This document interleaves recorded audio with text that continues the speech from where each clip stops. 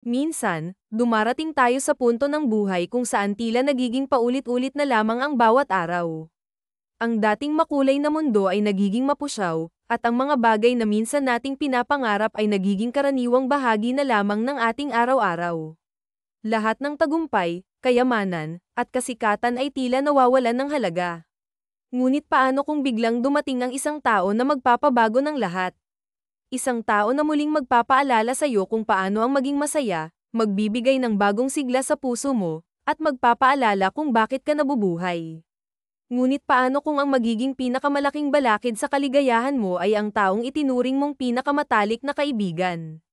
Lalaban ka pa ba para sa sarili mong kaligayahan, o pipiliin mong isakripisyo ito para sa iba? Magandang araw po, mga ka-rated stories. Samahan niyo po ako sa isa na namang kwento na puno ng kilig, aral, at inspirasyon, dito lamang sa Rated Stories. Matapos ang tila napakahabang araw, nanatiling nakaupo si Miguel Lacsamana sa kanyang executive chair. Katatapos lamang ng isang mahaba at nakakapagod na conference kasama ang mga business colleagues niya. Ramdam niya ang bigat ng bawat minutong lumilipas, tila ba ang bawat sandali ay nagdadala ng mas matinding pagkabagot at kalungkutan. Ayaw pa niyang umuwi sa kanyang malapalasyong bahay, isang lugar na dati simbolo ng kanyang tagumpay, ngunit ngayon nagiging paalala lamang ng kanyang pag-iisa. Bakit ganito? Tanong niya sa sarili habang pinagmamasdan ang tanawin mula sa bintana ng kanyang opisina. Ang mga ilaw ng lungsod ay kumikislap sa dilim ng gabi, ngunit para kay Miguel, ito'y walang saysay. Ilang araw na siyang ganito, walang ganang magpatuloy, wala nang interes sa mga bagay na dati nagpapasaya sa kanya. Ang mga conference, business dealings, at pati na rin ang mga magagarbong party na dati inaabangan niya ay tila nawalan na ng kulay. Pati ang mga babaeng nakakasalamuhan niya, na dati nagdadala ng excitement sa kanyang buhay, ay ayaw na rin niyang makita. Siguro kailangan ko lang maglakad-lakad, bulong niya sa sarili. Ngunit saan? Sawa na siya sa kahabaan ng Ayala Avenue, kung saan puro nagtataas ang gusali lamang ang makikita. Wala na bang ibang lugar na maaaring magbigay sa kanya ng bagong inspirasyon? Habang malalim ang kanyang iniisip, napatingin siya sa tapat ng conference room.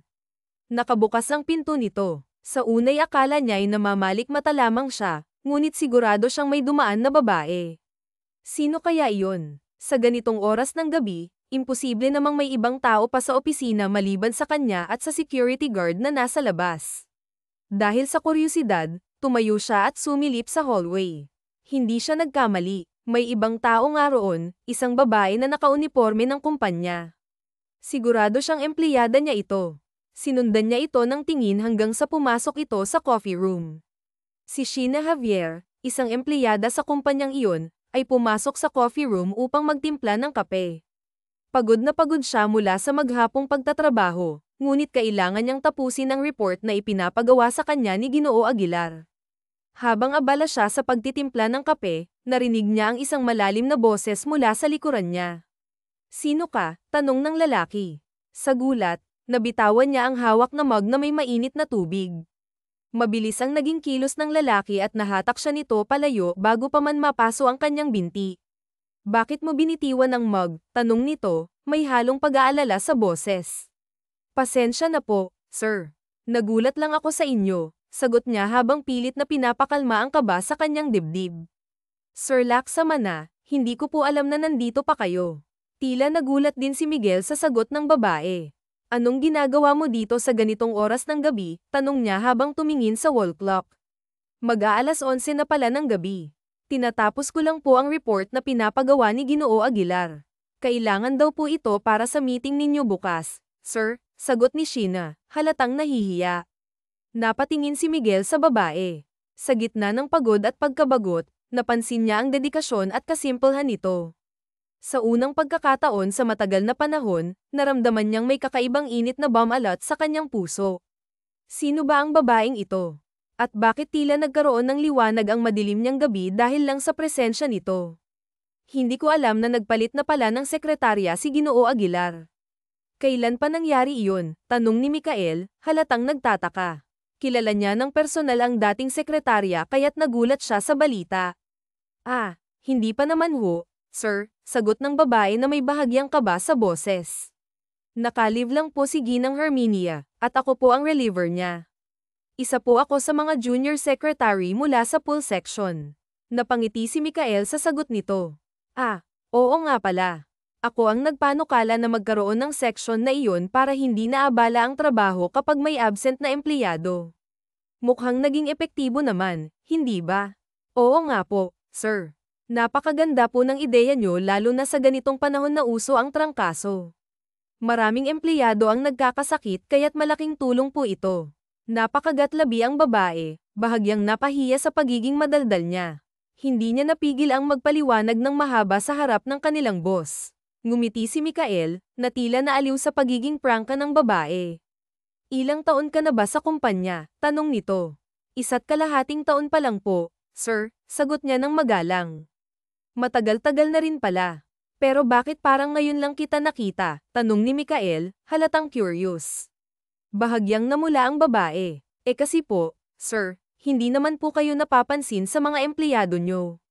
Para bang wala kayong nakikita kahit isa sa amin. Napahinto siya, napagtanto ang sinabi.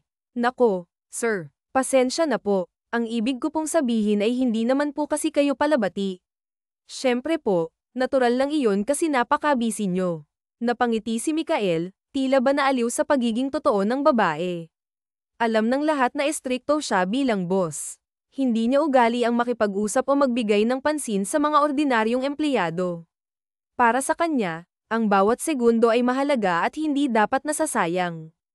Anong pangalan mo? Tanong nito bigla. Celia Jimenez, sir, sagot niya, halatang nahihiya. Matagal ka pa ba sa ginagawa mo? Tanong nito habang tinitingnan ang relo. Malapit na po akong matapos, sir, sagot niya. Sige, sabi ni Mikael.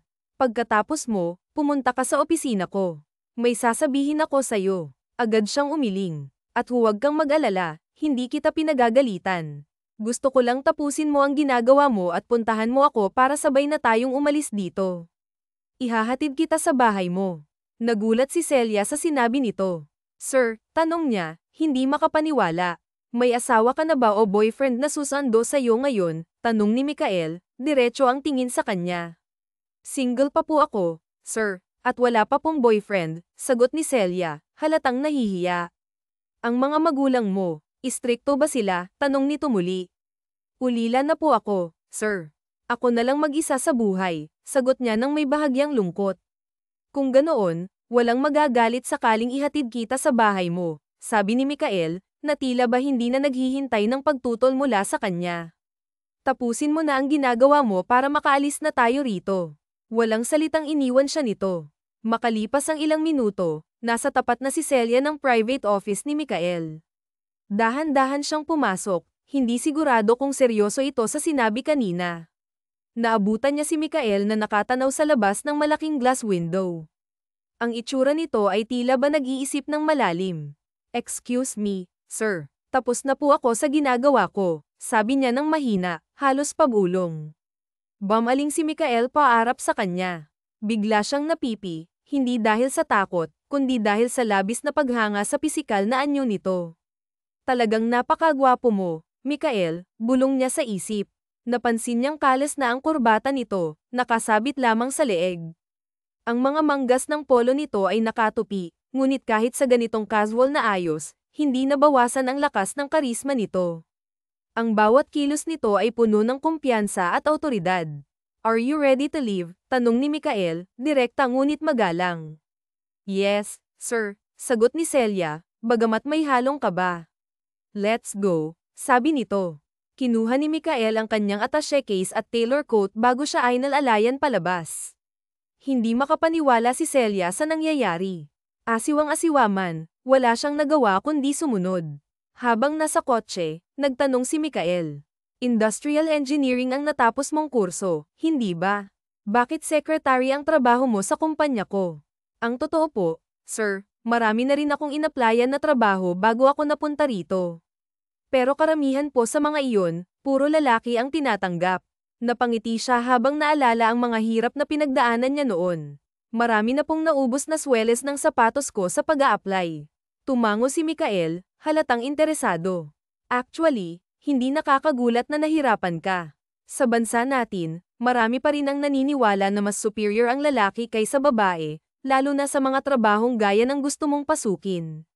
Pero bihira ang babaeng tulad mo na pumipili ng kursong madalas ay para sa lalaki.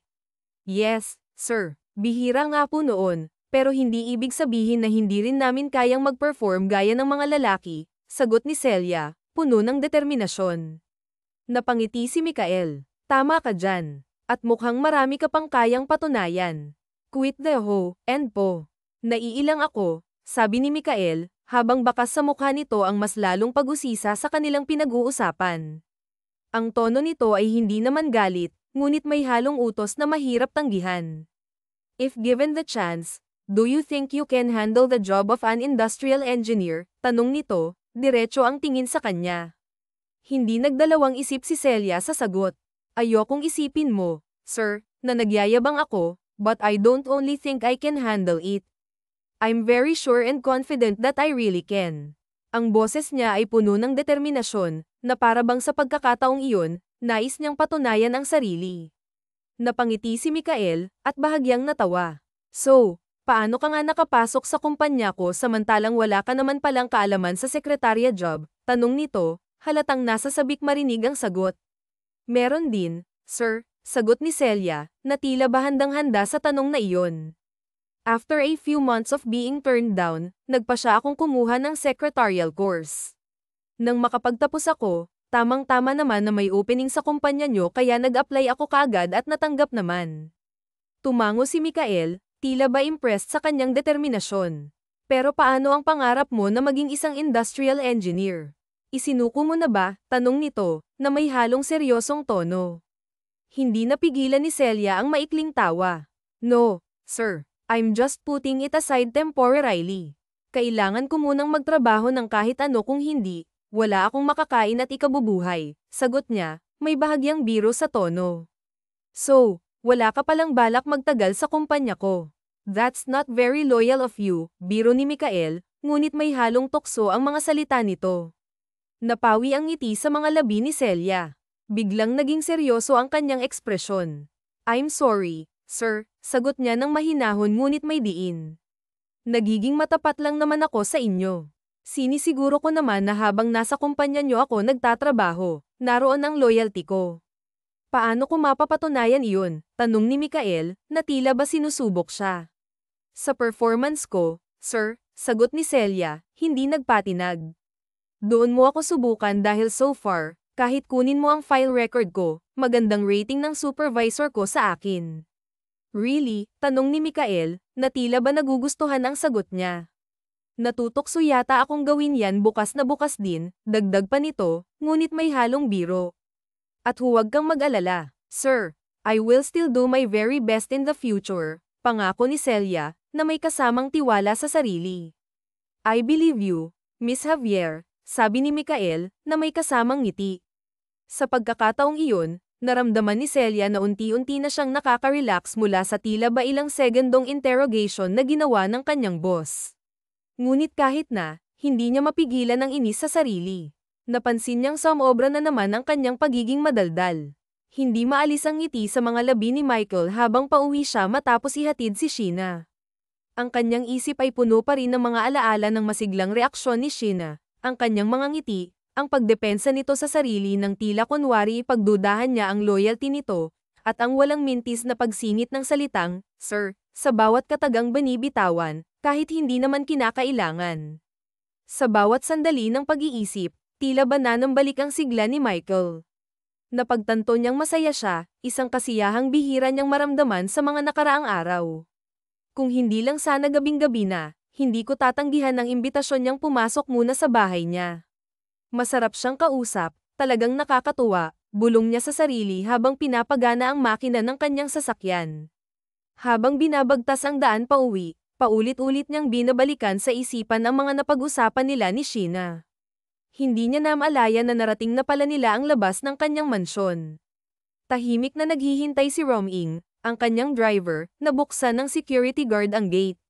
Ngunit ang kanyang masayang ekspresyon ay napalitan ng kunot sa noo nang mapansin ang isang kotseng nakaparada sa tapat ng mansyon. Sir, kotse yun ni Senador Orita Amihan.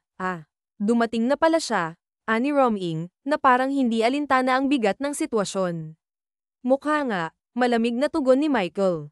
Sige, sa garahe mo na ituloy itong kotse pagkatapos kong bumaba. Hindi ko na ba ihahatid sa bahay niya si Senador Orita Amihan mamaya, tanong muli ni Roming. Hayaan mo siyang umuwing mag-isa. Dala naman niya ang kotse niya, ikaw na ang magbaba ng mga gamit ko. Idiretso mo sa kwarto ko. Si Amihan ay asawa ni Nelson, ang kanyang matalik na kaibigan. Dati-rati masaya ang pagsasama ng dalawa, tila ba walang katapusan ang pagmamahalan. Si Nelson, bukod sa pagiging kasosyo niya sa negosyo, ay kilala rin sa pagiging masipag, matalino, at dedikado sa trabaho. Ngunit ang pagiging sobrang abala nito sa trabaho ang naging dahilan ng unti-unting paglamig ng kanilang relasyon. Hanggang sa tuluyang lumala ang sitwasyon at nagdesisyon si Amihan na lisanin si Nelson at manirahan sa ibang bahay. Simula noon, si Michael na ang naging takbuhan ni Amihan.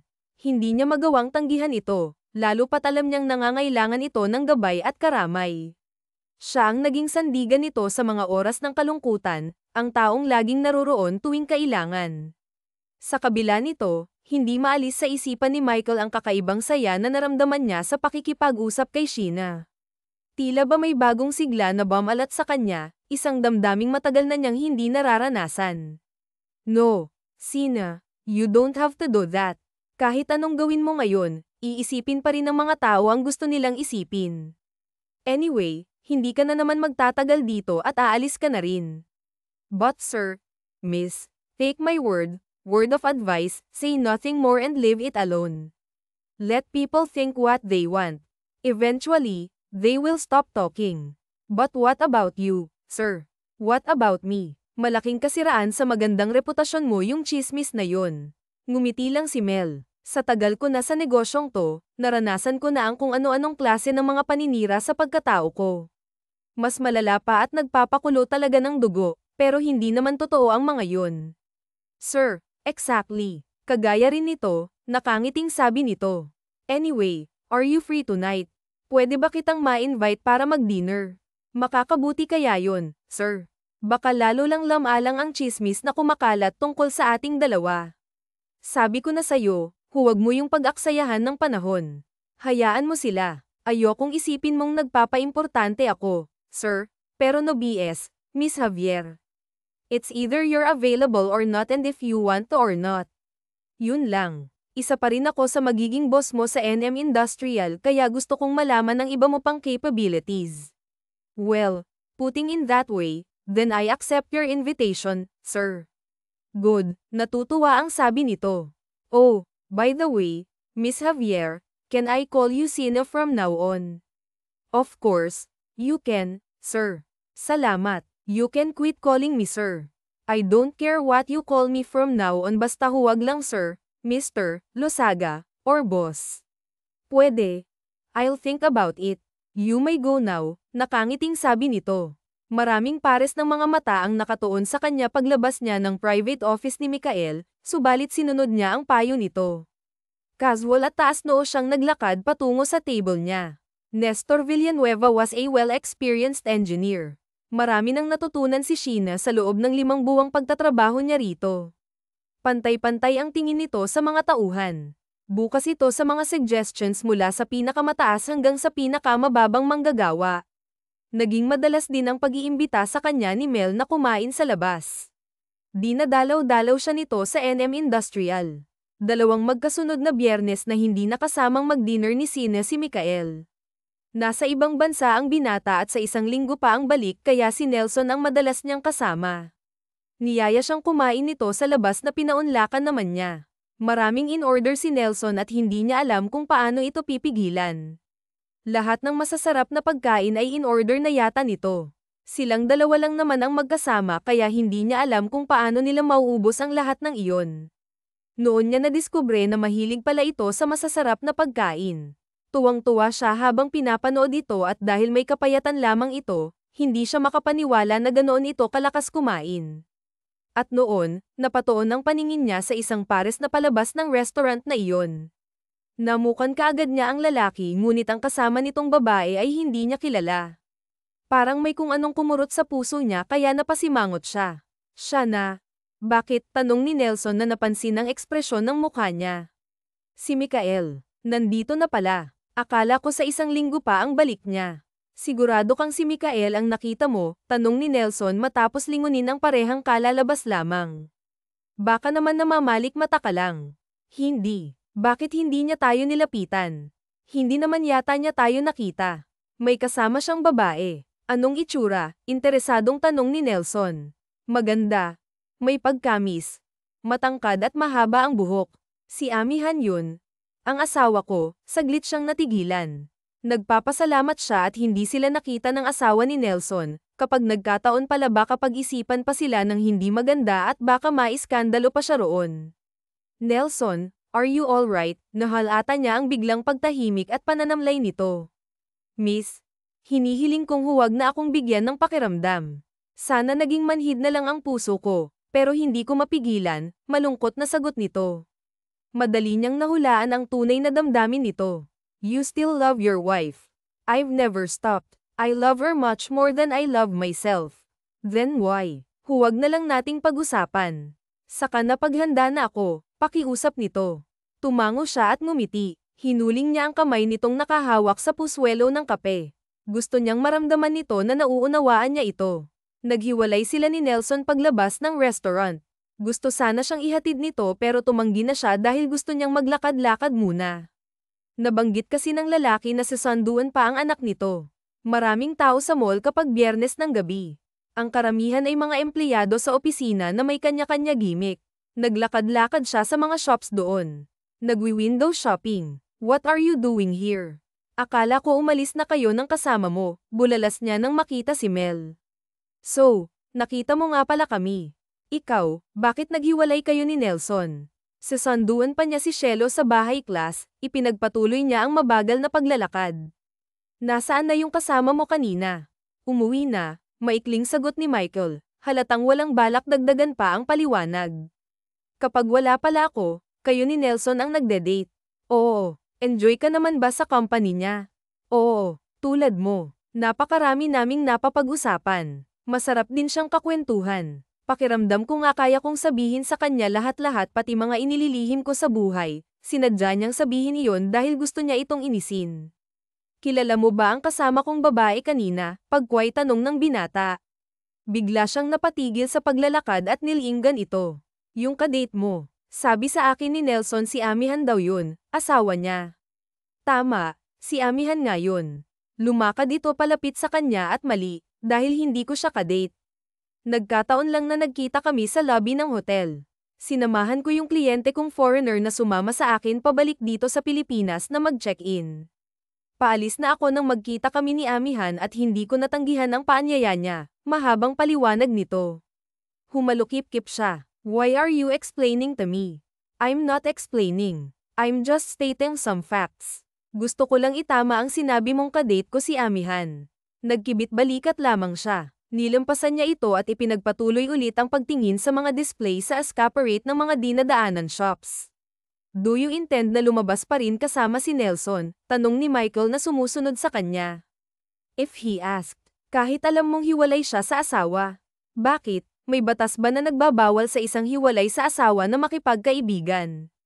Ikaw, kaibigan mo si Amihan, di ba? Aniya na may halong sarkasmo sa huling tinuran. Will you stop walking and talk to me properly? Naiinis na ang sabi ni Mikael. Hinawakan siya nito at iniharap dito. Mahina ngayon si Nelson. Ayokong ma-misinterpret niya ang pakikipagkaibigan mo sa kanya, tiimbagang sabi nito. Binabawalan mo ba akong makipagkaibigan sa kanya? Nakapamewang na tanong nito. Nawalan din naman si Mel. Hindi pa ba obvious? Then you have no right. And I alone, will choose my friends, may asawa o wala, buong tapang na sabi niya kahit nawasakin mo ang kititing na tsansang magkaayos ang dalawang tao. Hindi siya sumagot. Ipinagpatuloy niyang muli ang paglalakad. Kaya mo pa bang lumakad pabalik doon? Bamaling siya paarap subalit hindi sumagot. Humalukip-kip siya at nag-isip. Tinitigan niya ito pagkatapos ay lumapit dito at hinawakan ng isang kamay nito. Di bumalik, parang batang hinatak niya ito. Napangiti na lang si Mel. Kinabig siya nito at inakbayan. Naglakad sila pabalik ng hotel. Magandang-maganda si Sina sa umagang iyon. Naka-shorts at plain t-shirt. Nag-rubber shoes siya at nag-ponytail. Nag-loose powder lamang siya upang mawala ang pangingintab ng mukha niya at naglagay ng lip balm sa mga labi. Para kang bata, napaka-cute at parang napakasarap pigigilan, natutuwa ang sabi ni Mikael pagbaba niya. Salamat, let's go, nakangiting sabi naman ni Sheena, lihim pang kinilig sa papuri nito. Sa yate na pag-aari ni Mikael sila nagpunta. Namasyal sila sa Manila Bay at dumiretso papuntang Corregidor. Doon sila nananghalian. We could stay here for the night if you want, ani Mikael habang namamasyal sila. Libang na libang siya sa kagandahan ng paligid. Napahinto siya at tinignan ito.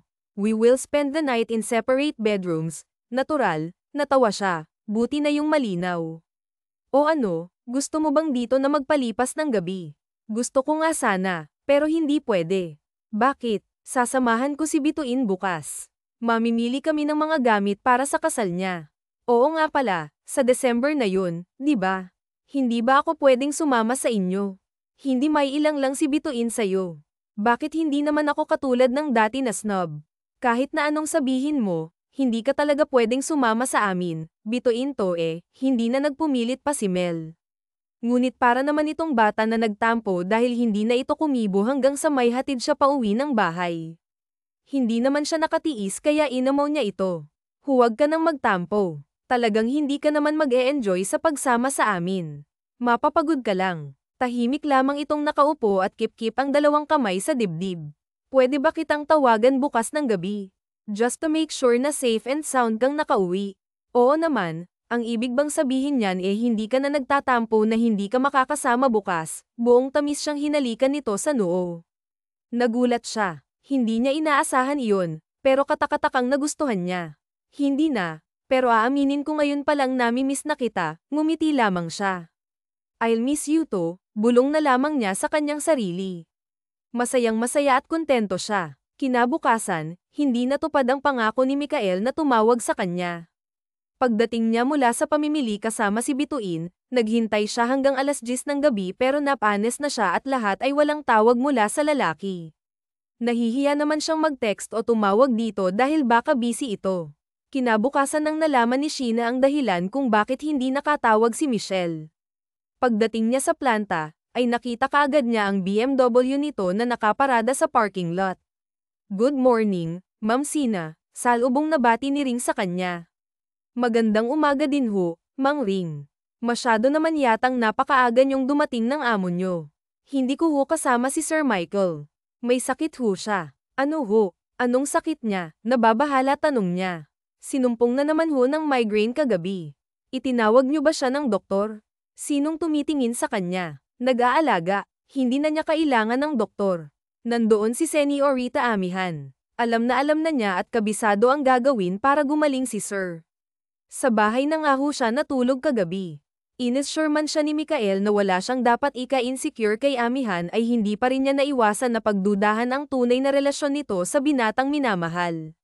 Nagseselos siya. Lumipas ang mga oras, sinubukan niyang mag-concentrate sa kanyang trabaho subalit ang kalagayan ni Michael ang laging sumasagi sa isip niya ngunit sa tuwing naaalala naman niya na naruroon si Amihan at inaalagaan ito nagdadalawang isip siya at pinipigilang tawagan ang binata upang kumustahin. Lunch break, hindi na siya nakatiis. Hinintay na muna niyang mawalan ng tao sa opisina bago tinawagan si Mikael subalit hindi ang binata ang sumagot sa tawag niya. Sino bata? Tawag ng babae. Si Sina ho ito. This is Amihan. Kung nag-aalala ka at iniisip mong walang mag-aalaga kay Mikael, huwag na. I'm taking care of him. Mas gusto niya ako na ako nag-aalaga sa kanya. Napasimangot siya. Nainis sa babae. Salamat na lang ho. Welcome. Goodbye. Paalam din ho. Walang nakahalata ng kinikimkim na sama ng loob at init ng ulo niya buong maghapong nagtatrabaho siya mahusay pa rin niyang nagawa ang kanyang mga gawain ng araw na iyon. Isang beer lang ang inorder ni Nelson inunti-unti nito ang pag-inom ng laman ng bote habang masayang nakikipagkwentuhan sa mga tauhan nito si Sheena na may rum cola ang ininom nag-enjoy din siya kahit paano. Maraming problema sa trabaho na hindi siya aware ang nabot up ng mga sandaling iyon. 9:00 na nang ihatid siya ni Nelson sa bahay niya, bumaba na siya ng kotse nang makalayo ang sasakyan ay pumapasok siya kaagad sa loob ng bahay nang i-check niya ang cellphone niya, ang dami ng text at missed calls, naka-silent kasi iyon kanina, biglang nag-flash ang pangalan ni Mikel, tumatawag ito. Hello, where have you been all night? Kanina pa ako tumatawag, paninita kaagad nito. Mikael, kamusta lang pakiramdam mo? Mabuti naman at naalala mo pa akong kumustahin, paano kaya kung hindi kita tinawagan dyan, maalala, alam mo pa, kayang alamin man lang ang kalagayan ko. Hindi siya nakasagot, obvious na galit si Mikael at walang nagsabi rito na tumawag siya kanina. Hello? Nandyan ka pa ba? Yes, I'm still here. Saan ka nang galing? Bakit ngayon ka lang nakauwi? Nagkaroon ng kaunting kasiyahan sa planta, nakasalo ako, tumawag ako doon kanina pero walang sumasagot, siguro dahil nasa tin kaming lahat doon, ginawa yung inuman, nakipag-inuman ka, halatang nagulat na tanong nito. Ramcola, kahit na alam mo bang kanina pa ako nag-aalala sa'yo. Are you feeling better now? Tanong pa rin ni Sheena, pigil ang pagkainis. No thanks to you. Nag-uumpisa na namang sumakit ang ulo ko, galit na sagot nito. Well, I'm SRY, for your information, buong araw rin akong nag-aalala sa iyo. I tried to talk to you but I was told na hindi ka raw pwedeng kausapin. I also got the impression na walang ibang gusto mong dumamay sa iyo kundi si Amihan, kaya kung masakit man ang ulo mo ngayon, sigurado akong mapapagaling yan ni Amihan. Good night, dirdiretsong sabi niya. Pinatayan niya ito ng tawag at hindi na hinintay pang makapagsalita. Makalipas lamang ng ilang segundo ay muling nagring ang cellphone niya, hindi niya iyon sinagot, natitiyak niyang si Mikael ulit ang tumatawag. Ayaw niya muna itong kausapin hanggang sa parehong mainit ang mga ulo nila. Matutulog na sana siya nang marinig niyang tumunog ang doorbell. Dumungaw siya sa bintana ng kanyang kwarto at tinanaw mula roon kung sino ang bisita niya sa ganoong 10 oras ng gabi. Papasukin mo ako, si Ana, mag-usap tayo. Malakas sa sigaw ni Mel na nakatayo sa tapat ng gate niya. Nang maalalang may sakit pa ito ay bumaba siya ng bahay upang papasukin ito. 10 NGI, kaya wala ng katao-tao sa daan. Anong ginagawa mo rito? Bakit sumugod ka pa? Baka mabinat ka. Matapos buksan ang gate at papasukin si Mel, matapos ang mga sinabi mo sakin at patayan ng phone, what do you expect? Ayaw mo na ring sagutin ang tawag ko. Pangangatwiran ng binata, noon lamang niya naalala ang nangyari at kinaiinis nito, pero nang makita ang pangangalan nito ay napalis na parang dumi ang kanyang inis. You look, yeah, I'm sorry Sienna, please forgive me. Tapos na yon. Pareho lang tayong nagpadala sa init ng mga ulo natin. Masakit pa ba ang ulo mo? Oo. Pero ikaw ang gusto kong magpagaling sa akin, hindi si Amihan. Halika sa loob, hihilutin ko sandali. Ano bang iniinom mong gamot para dyan? Pwede ang ordinaryong pain reliever, natatarantang tanong niya habang inaalalayan ito papasok sa bahay. Tama, hilutin mo. Mawawala din ito kaagad. Are you okay? Umakbay si Mel sa binata. Huwag kang mag-alala, I'll be fine. Ngayong nandito na ako at kasama ka, gagaling na ako. Iniwan niya muna ito sa sofa. Kumuha siya ng unan sa itaas ng bahay upang mahiga ng binata, pero pinili ni Mikael na umunan sa kandanggan niya habang hinihilot niya ang ulo nito. Natawa si Sheena nang magising kinabukasan at makitang sarap na sarap pa rin sa pagtulog si Mikael. Nakabihis na siya para pumasok sa opisina nang bumaba ito ng kwarto. Good morning. Kumusta na ang pakiramdam mo? Salubong na tanong niya rito. Mabuting mabuti na. Nakatulog ako ng mahimbing. I feel like a new man, nakangiting sagot ni Mikael. Halika't maghilamos ka muna. Pagkatapos ay mag-almusal. Ipinagluto kita ng crispy bacon at scrambled egg. Ubusin mong lahat ha. Inabot niya rito ang isang tuwalya. Kinuha naman iyon ni Michael. Kasabay niyon ay kinabig siya nito at niyakap ng mahigpit, hinalikan sa pisngi, at kinulong ulit sa mga bisig. Alam niya, walang ibang ibig sabihin ang mga halik at yakap na iyon ni Mikael sa kanya dahil siya ay isang kaibigan lang. Pero siya, mahal niya ito ng buong puso, at masaya na siya kahit na ganoon lamang. Sabihin mo nga, utang na loob, pero paano ba mapipigil ang puso? I miss you so much. Let's spend this whole day together. At paano ang mga trabaho natin? Hayaan mo sila, bukas na natin harapin lahat ng mga yun. Aba, okay lang sa akin yun. Natapos ko naman na lahat ng trabaho ko kahapon. Anyway, hindi naman ako kasaling makipag-usap sa mga German na kliyente nyo ni Nelson na darating sa planta ngayong araw na to, panunukso niya. Napasimangot si Mikael. Mga importanteng kliyente ang binanggit niya.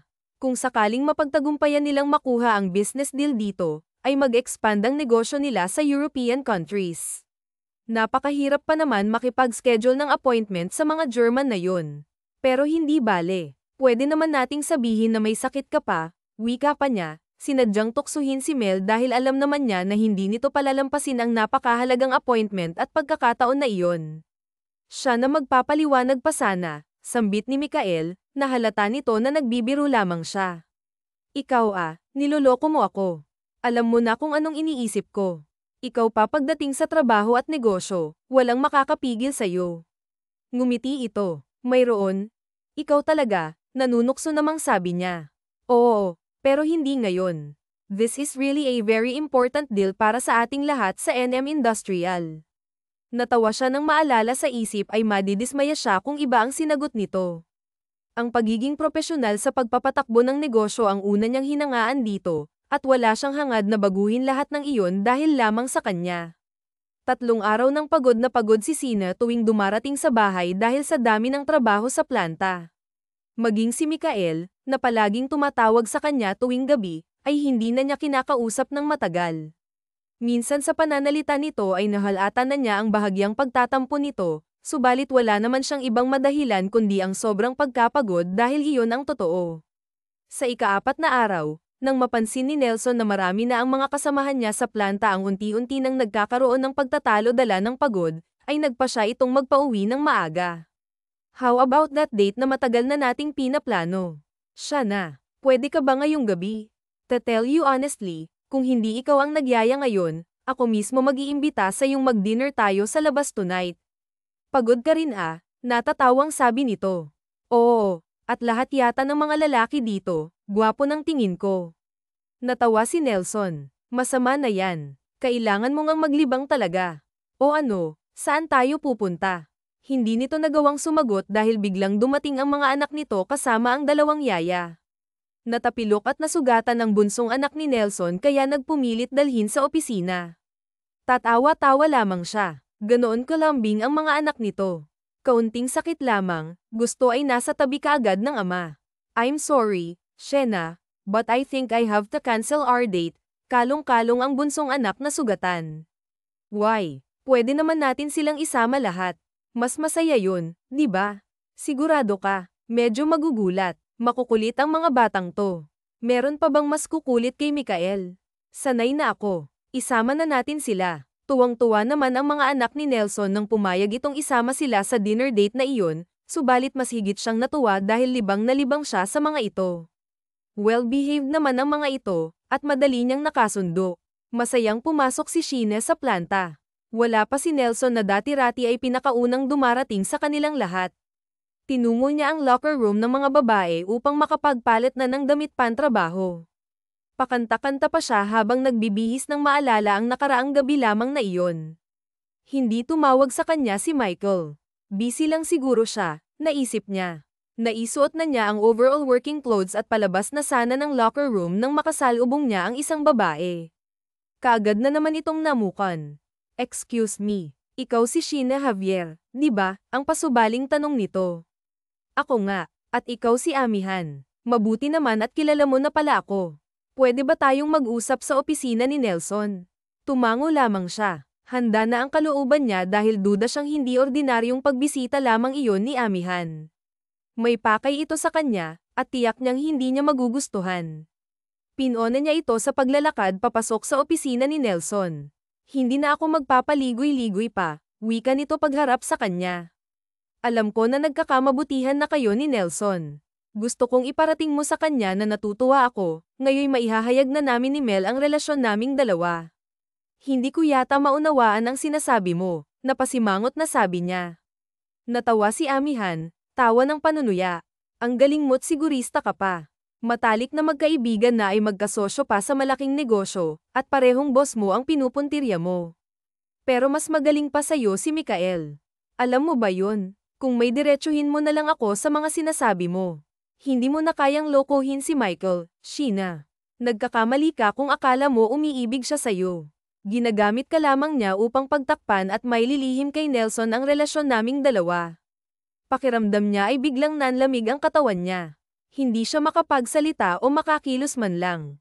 Nagmamahalan kami ni Mikael. Best friend niya si Nelson at ayaw niyang sirain yun. Hihintayin muna sana naming bumaba ang annulment ng kasal ko kay Nelson bago ihayag ang relasyon namin. Bakit sa akin mo sinasabi ang lahat ng to? Ngunit puno ng galit ang dibdib na tanong niya. Dahil ayoko ng gulo. Gusto kong ikaw ang kumausap kay Nelson at magsabi na hayaan na kami ni Mikael. Tutal, nagkakamabutihan naman na kayo. Pare-pareho tayong maliligayahan, di ba? Hindi siya kumibo. Hindi na niya pinansin ang pagpapalam ni Amihan na akma na sanang lalabas ng silid upang umalis, subalit natigilan dahil nakasalubong si Nelson. Nagtagisan ng titig ang mag-asawa. Walang sino man ang nagsalita. Si Amihan ang unang sumuko. Nilinggan pa siya nito bago umalis. Kaagad naman siyang nilapitan ni Nelson. Alam mo nang may relasyon ang asawa mo't si Mikael. For how long? Nagtatakang tanong niya. Humarap ito sa kanya. Nag-aaral pa lang kami noon sa kolehiyo. Alam ko nang malaki ang pagkagusto ni Amihan kay Mel, but he never showed any indication or sign that he is interested in her kaya naglakas loob akong ligawan si Amihan. At sinagot kanya, tumango si Nelson. Pero aware ako na ginawa lang niya yun upang inisin at pagselusin si Mel. Ginawa kong lahat matutunan lang niya akong mahalin. At nagtagumpay naman ako. Hindi na rin ako nagselos kay Mel dahil nakita ko namang hanggang kaibigan lang ang gusto nito kay Amihan. Nang kasal kami at nagkaroon ng 3 anak, ay masaya pa rin kaming nagsasama hanggang sa magsosyo kami ni Michael sa negosyo. Habang palagaw ng palagaw ang negosyo namin ay unti-unti namang nagiging possessive at selosa si Amihan. Alam mo bang napakalaki na ng ininvest na panahon ni Mel upang pagkasunduin kaming mag-asawa, pero hindi niya ako makumbinsi. Madalas din niya akong tanungin kung ano ang dahilan at pumayag akong makipaghiwalay kay Amihan. Bakit nga ba? Ang sabi mo sa akin, mahal na mahal mo siya. Iyan nga ang dahilan, mahal na mahal ko siya kaya gusto ko na siyang bigyan ng kalayaan. Tinanggap ko na sa sarili ko na kahit kailan ay hindi niya talaga ako matututunang mahalin dahil si Mikael ang tunay niyang minamahal. Sa pananalita mong yan para bang lubusan mo ng pinapaubaya si Amihan kay Mikael. Tama. Itinulak ko sila sa isa't isa.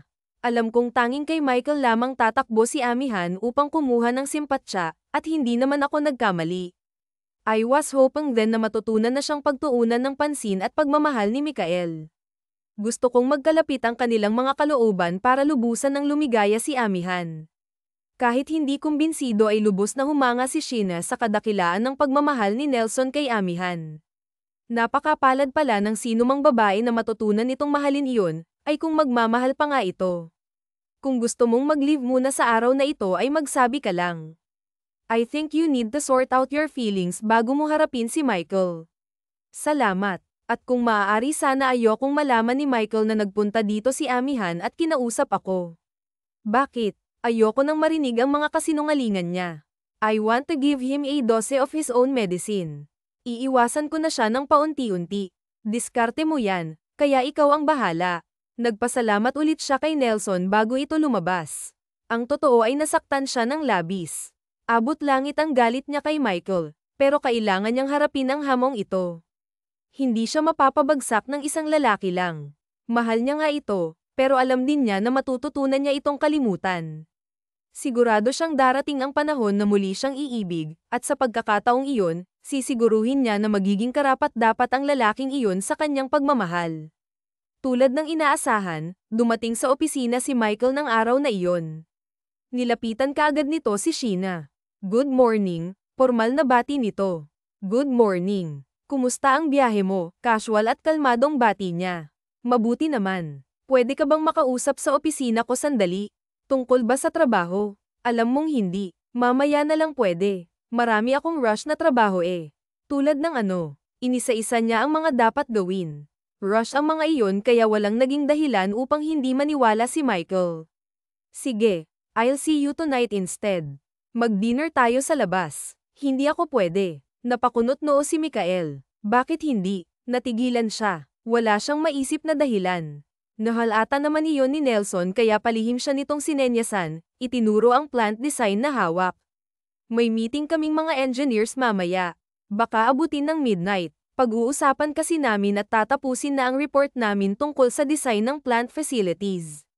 Pero doon sa bagong ipapatayong planta, pagsisinungaling niya. Malayo pa naman kayo sa deadline, bakit ngayon na ninyo gagawin? May kanya-kanya na kaming mga visibility studies na nagawa. Yun ang pinaghirapan naming gawin dito habang wala ka, at gusto na naming idiskusyon yun sa forum habang fresh pa ang mga ideas namin. Sige, susunduan kita dito mamaya pagkatapos ng meeting ninyo. Huwag na. Nagpasando na ako kay Bituin. Hindi ko matatanggihan dahil gusto raw niyang makasigurado na makaka-attend ako ng bridal shower niya bukas. Doon na ako matutulog sa bahay niya, at sigurado hindi na naman kita pwedeng makita bukas. I'm sorry, Mel. Hold the affair. Ang shower party na iyon ay strictly for woman lang. Halos 1 linggo tayong hindi nagkita ngayong nandito na ako, bale wala ba yun sa'yo? Pumagit na si Nelson. Brad, nagkataon lang naman na may mga appointment siya. Hindi naman kasi niya alam na nandito ka na. Subalit hindi pinansin ni Mikael ang narinig. Tinitigan siyang mabuti. I ask you a question and I want an answer. Brad, please. It's okay. Nelson, sasagutin ko siya, buong tapang na wika ni Sheena. Tinitigan niya ito sa mga mata. Tama ka, Michael. Bale wala sa akin kung nandito ka na o 1 taon man tayong hindi nagkita. Mas marami akong dapat pagtuunan ng panahon. Wala nang sinabi pang iba si Mikael matapos marinig ang sagot niya. Umalis ito at tinungo ang sariling opisina. Salamat sa tulong mo, Nelson, aniya nang lumapit na ito. Paangga mo ako talaga, palang matapang ka. I just hope I don't get fired because of it. Tinapak siya nito sa isang balikat at hinayaang ipagpatuloy ang pagtatrabaho. Kaarawan na Sheena. Kasama niya si Bituin, ang nobyo nito, si Nelson, at ang 3 anak nito sa Boracay. Doon sila nag-enjoy at nag-celebrate ng birthday niya. Tinanaw niya muna sina Nelson na engganyo siyang puntahan ang mga ito, ngunit matindi ang sikat ng araw. Mahina ang tolerance niya sa init kaya pinasya niyang ipikit muna ang mga mata at mag-relax sa reclining chair. Sinasayang mo ang ganda ng sikat ng araw. Nagpunta ka ba rito para matulog lang? Napadilat si Sheena at nasurpresa. Hindi siya makapaniwala nang makita at makilala kaagad ang lalaking nakatayo sa kanyang harapan. Bakit hindi mo sinabi sa napinuntahan ka ni Amihan sa planta at kinausap nung nagkaroon tayo ng misunderstanding, paninita kaagad ni Michael sa kanya. Tumayo siya at akma na sanang iiwas subalit hinarang siya nito. Hindi ako nagpagod pumunta rito para lang isnabin mo sina I will get all the answers and explanations I want from you. Wala kang makukuhang sagot sa akin kaya umalis ka na. No, I won't kaya mamili ka kakausap-sin mo ako ng mahusay ngayon o bibitbitin kita papunta sa kwarto mo sa hotel at doon tayo magkukulong hanggat hindi ka nagpapaliwanag sa akin you would it there. Oh yes I would. Wala akong pakialam kung magkaroon ng iskandalo dito ang lakas naman ng loob mo wala akong dapat ipaliwanag sa'yo kaya pwede balayuan mo ako. Mag-usap muna tayo. Marami kang dapat maliwanagan, ako rin. Once and for all pag-usapan natin to ng mahusay too late Mr. Loizaga I already know what kind of man you are manggagamit manloloko at mapaglaro. Tinabig niya ito at lumakad ng mabilis. I love you Sheena. Bigla siyang natigil sa paglalakad. Dahan-dahan siyang bumaling at lumakad pabalik kay Michael. Isang ubod ng lakas na suntok sa mukha ang binigay niya rito at saka tumakbo paalis kahit naririnig niya ang mga sigaw at tawag nina Nelson at Bituin na nakakita sa eksenang iyon ay wala siyang pinansin. Sa loob ng kwarto niya sa hotel pinalaya ni Sheena ang pinipigil na iyak paano pa naatim sabihin ni Mikael sa kanyang mahal siya nito pakiramdam niya ay lalo lamang nitong minaliit ang pagkatao niya wala itong karapatan paglaruan ang damdamin niya kay tagal niyang hinintay ang mga katagang iyon noong mga araw na inakala niyang tapat ang hangarin nito sa kanya Susmar Joseph C. Alam mo ba ang resulta ng ginawa mong pagsuntok kay Mr. Loizaga si Tan Bituin nang dumating ito hindi niya pala ikinandado ang pinto pinunasan niya ang luha sa kanyang mukha malaking kahihiyan yun para sa kanya alam ko but he deserve it kaya hindi ako nagsisisi alam na galit ka sa kanya, pero hindi naman yata sapat yun para baliin mo yung buto niya sa ilong. Bibit naman, huwag ka nang magpatawa. Wala ako sa mood. Abay, hindi ako nagpapatawa. Talagang nabali ang buto sa ilong ni Mr. Loizaga sa lakas ng pagkakasuntok mo sa kanya. Nagulantang siya. Nagangat siya ng ulo at tiningnan ito sa mukha. Seryoso ito at wala man lang bahid ng kahit na anong palatandaan na nagbibiro. Mukhang grabe nga dahil nagpatawag ang doktor ng helicopter para madala kaagad sa ospital si Mr. Loizaga. Totoo ba talagang sinasabi mo? Ayaw mong maniwala? Sige, Dumungaw ka sa bintana. Makikita mo ang helicopter na naghihintay sa may beach. Doon isasakay si Michael. Kaagad siyang tumayo at dumungaw sa bintana. Napatunayan niyang nagsasabi nga ito ng totoo. Nasaan si Michael? Nababahalang tanong niya. Nasa klinik ng hotel na, nilalapatan muna ng pangunang lunas bago. Hindi na niya pinatapos ang mga sinasabi nito. Binarahan niya na ito ng takbo paalis. Kailangan niyang makita si Michael at masiguro sa sarili ang kalagayan nito. Nagpas siyang huwag nang mag-elevator nang makitang nasa ground floor pa iyon. Nasa 5th floor lang naman siya kaya mas mabilis para sa kanya ang maghagdan na lamang. Hindi niya pansin ang mga taong nakakasalubong sa pagbaba ng hagdan. Panay ang tingin niya sa malalaking numero na nakalagay sa pinto ng bawat palapag na nadaraanan. Pagdating niya sa 2nd floor at makita ang klinika ay bigla na lang bumukas ang nakapinid na pinto. Lumabas ang bellboy na tulad niya ay nagmamadali rin. Huli na nang makita siya nito. Sa lakas ng pagkakabunggo nila ay nawala siya ng balanse. Narinig pa niya ang malakas na tili ng isang babae, only to realize na tinig pala niya iyon. Sinubukan niyang humawak sa kung saan ngunit patuloy siya sa paghulog. Kung ano-anong sakit sa katawan ang naramdaman niya habang parang bola siyang gumugulong paibaba, at kahit nasa ganoong kalagayan ay si Michael pa rin at ang kalagayan nito ang nasa isip niya. Isang napakatinding sakit ang naramdaman niya sa kanyang ulo na nasundan ng pagkahilo. Oh my gosh, mamamatay na yata ako, naisip niya.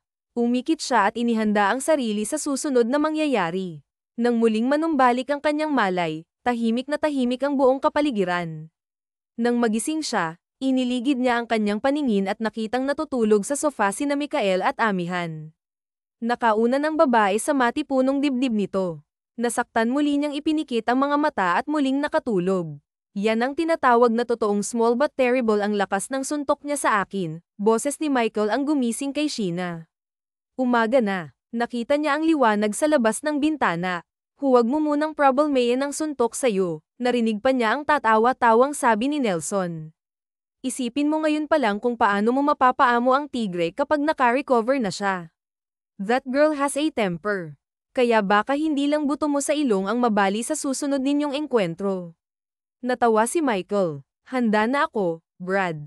Kahit ilang buto pa, kahit lahat ay baliin niya, okay lang sa akin.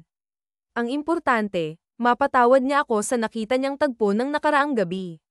Natanggap na niyang sadyang hindi sila para sa isa't isa ni Michael. Pinatawad niya na ito sa paggamit sa kanya. She was the right person at the right time and place kaya na niyang unawain ang ginawa nito. Kung nakaya ni Nelson na tanggapin ang katotohanan, makakaya rin niyang gawin iyon para naman kay Mikael na minahal din niya ng tunay. Biglang lumabas mula sa banyo si Amihan. Bagong palaygo ito. Gising ka na pala. Kumusta na ang pakiramdam mo? Usisa nito nang mapansin siya. Mabuti-buti na, pero masakit pa rin ang katawan at ulo ko. Kinapa niya ang kanyang ulo. Noon lamang niya nalaman na nakabenda iyon. Anong nangyari? Inoperahan ka dyan. Huwag kang mag-alala. Pagaling ka na. Kaunting pahinga na lang ay pwede ka nang sa bahay na lang magpagaling. Ikaw ba ang nagbabantay sa akin? Hindi siya makapaniwala dahil ang alam niya ay galit ito sa kanya. Salit-salaitan kami. Si Bituin, Michael, Nelson, at ako, pero ako ang palaging naka-duty sa pagbabantay sa iyo dahil ako lang naman ang hindi pumapasok sa opisina. Salamat. Nakakahiya naman sa'yo. Alam kong napakalaking abala nito sa'yo. Anong abala? Kung tutuusin, kulang pa to para mapagbayaran ang mga sinabi ko sa'yo noon. I'm sorry, Sheena. Nagselos lang ako sa'yo. Ngumiti siya. Nauunawaan ko. Kalimutan na natin yun. Nagyakapan sila noong magkasabay na lumapit Mel at Nelson. Si Nelson ang unang humalik sa kanya sa pisngi samantalang tahimik lamang si Mel na nanunood. Tinakot mo kami. Akala namin. But you're really a fighter. Wika ni Nelson habang hawak ang isang kamay niya. You're not going to get rid of me that easy. Hindi mo pa nabibigay ang bonus ko, pabiro namang sabi niya dahil nakikita niyang nangingilid na ang luha sa mga mata nito. Kahit ngayon palang ibibigay ko na sa'yo kung gusto mo, basta magpagaling ka lang, natatawang wika ni Nelson. Sheena, nagugutom ka ba? Anong gusto mong kainin? Sabat ni Amihan. Tinapak nito si Nelson sa balikat na may kasamang pandidilat ng mga mata. Halika, samahan mo ako. Ibili natin siya. Oo, Tara, Nakaunawa namang sabi ni Nelson. Napangiti si Sheena dahil obvious na gusto lamang siyang bigyan ni Amihan ng pagkakataon na makausap si Mikael. Nakaalis na at lahat sina Nelson at Amihan ay nanatili pa ring tahimik. Nakatayo sa harapan niya si Michael. Nakatitig lamang itong mabuti sa kanya. Pinagmasdan niya ito. Bagyang nangingitim ang gilid ng ilong nito. Maliban doon, wala na siyang makitang kahit na anong trace ng pinsala sa ilong nito. Masakit pa ba ang ilong mo? Dugtong niya nang mapansing nababataas ang kilay nito at parang hindi naunawaan ang tanong niya. Hindi. I'm sorry. Hindi ko sinasadyang saktan ka. I deserved it. Malaki ang kasalanan ko sa'yo. Huwag na nating pag-usapan yun. Wala na akong sama ng loob. Tanggap ko na ang katotohanan. Napangiti si Mikael ngiting may bakas pa ring kalungkutan. Minsan sinabi mo sa akin na higit kayong matatapang na mga babae kaysa sa aming mga lalaki pagdating sa emosyon. Ngayon lang ako naniniwala. Tama ka. Hindi siya kumibo at ngumiti na rin lang. Hamatak naman ng upuan si Mikael at naupo. Alam mo bang noong nasa Germany ako, halos masiraan ako ng ulo. Laging mainit ang ulo ko dahil tuwing magkakausap tayo sa phone ay wala akong pananabik man lang na naririnig sa tinig mo. Malamig ka at palaging nagmamadali. Pagod na kasi ako ng mga panahon na yun. Araw-gabi hanggang umaga trabaho namin lahat sa planta. Pero hindi yun ang iniisip ko. Nang makita ko kayong nag-dinner ni Nelson ay nagduda na ako sa closeness ninyo kaya kahit hindi pa natatapos ang transaction ko ay umuwi na ako rito. I was hoping na kapag nakita kita ay mawawala na lahat ng pagdududa ko. At lubusan kang nagduda na may namamagitan sa amin ni Nelson. Ganun ba? Naging napakadali sa akin ang mag-conclude nang makita ko kayo ni Nelson ng gabing yun sa kotse niya kasama ang mga anak niya. Hindi na siya kumibo dahil ang akala ko may relasyon kayo. Ano pa ba naman ang pwede kong isipin na mas sandali kaysa yun? So what kung may relasyon kami ni Nelson? So what? Natural na magalit ako at magselos dahil mahal kita. Don't say that, please. Hindi mo na kailangan magsinungaling para patawarin kita. Pero yun ang totoo, Sheena. Ikaw ang mahal ko at hindi si Amihan. Alam kong sinabi niya sa'yo na may relasyon kami at ginamit lamang kita para pagtakpan yon kay Nelson. Hindi ba totoo yun? Naupo si Mikael sa tabi niya at kinulong sa mga palad ang dalawang kamay niya. Wala kaming relasyon ni Amihan noon o ngayon. Hindi siya ang mahal ko, kundi ikaw. Yun ang gusto ko munang malanawan mo at paniwalaan. Hindi siya kumibo. Hinintay niya ang ibang sasabihin nito. Inaamin ko, totoong ginamit lamang kita upang maiwasan si Amihan, pero hindi dahil may relasyon na kami. Buo sa isip niyang minamahal ko siya at pwedeng maging higit pa sa pagkakaibigan ang maging relasyon namin, kalmadong pagtatapat ni Mel. Hindi pa rin siya umimik. Pero ngayon, tapos na ang pagsisinungaling ko. Sinabi ko na kay Amihan ang katotohanan na kita, natututong umiibig na ako sa'yo. Kagabi nakita ko kayong natutulog sa sofa magkayakap. Kumiling si Mikael. That was a week ago. Hindi kagabi. Alam mo bang mag-iisang buwan ka na rito? Nagulat siya. Ganon na katagal. Bakit hindi ko man lang namalayan? Dahil lagi kang binibigyan ng sedative para hindi mo gaanong maramdaman ang sakit ng mga sugat mo. Kaya pala hindi ko magawang idilat ng matagal ang mga mata ko. Palaging mabigat at sandali lang nakakatulog na ako ulit. Oo, wala kang ginawa kundi ang matulog ng matulog. Pagkatapos ay halos 3 araw kang nilanat kaya todo kang pagbabantay namin ni Amihan sa'yo. Noong gabing makita mo kami ay noon lang nag-stable ang kondisyon mo at noon lamang kami nakatulog ng magkayakap, napangiti si Michael. Those 3 days had been the most agonizing period in my life. Kritikal ang kondisyon mo noon. Ang sabi ng doktor kapag hindi ka pa nagbago at nag-stabilize sa loob ng 2 araw ay tuluyan ka nang mawawala. Halos masiraan ako ng ulo sa matinding takot. Subalit ayokong sumuko. Alam ng Diyos kung gaano kita kamahal at nanalig akong hindi kanya kukunin sa akin. Maluha-luha nang ang wika nito. Kaya naman nang mag-stable ang kondisyon mo ay lampas pa sa langit ang kaligayahan ko. Ipinagtapat ko kay Amihan ang pagmamahal ko sa'yo. I was even surprised nang sabihin ni Amihan na pareho kami ng nararamdaman. Naunawaan niya ako dahil sa sobrang pagod na rin siguro. Hindi na namin kapwa namalayan na nakatulog kaming magkayakap. Binawi niya ang kamay sa pagkakahawak nito upang marahang haplasin ang mukha nito. Pinahid ng daliri ang gilid ng mata nito. Naniniwala na ako, Mikael. Naniniwala na akong mahal mo ako at gusto kong malaman mo na minamahal din kita ng lubos. Salamat. Maraming salamat. Pagdudahan mo na ang lahat-lahat sa akin. Huwag lamang ang pagmamahal ko sa iyo dahil katumbas noon ay buong buhay at pagkatao ko. Dumukwang ito at hinagkan siya sa noo. Pagkatapos ay sa magkabilang pisngi at tinapos sa malambot na mga labi niya. Ilang buwan ang lumipas, pumunta ng Switzerland si Amihan kasama si Nelson para sa pangalawang honeymoon ng mga ito. Hindi na natuloy ang annulment ng dalawa dahil ang totoo ay si Nelson ang mahal na mahal nito at hindi si Mikael. Iyon ang pinagtapat ni Amihan sa kanya sa ospital. Inamin nito na una nitong minahal si Mikael nang nasa kolehiyo pa ang mga ito subalit nang pinakasalan nito si Nelson, iniukol na nito ang buong buhay at pagmamahal sa asawa. Ngunit kinuha lahat ng trabaho at negosyo ang atensyon ni Nelson kaya sa sobrang inis ay pinagselos nito ang asawa at ginamit si Michael. Tapos na ang gulo. Masaya na silang apat. Sa ikatlong pagkakataon ay nagpaikot-ikot siya sa harap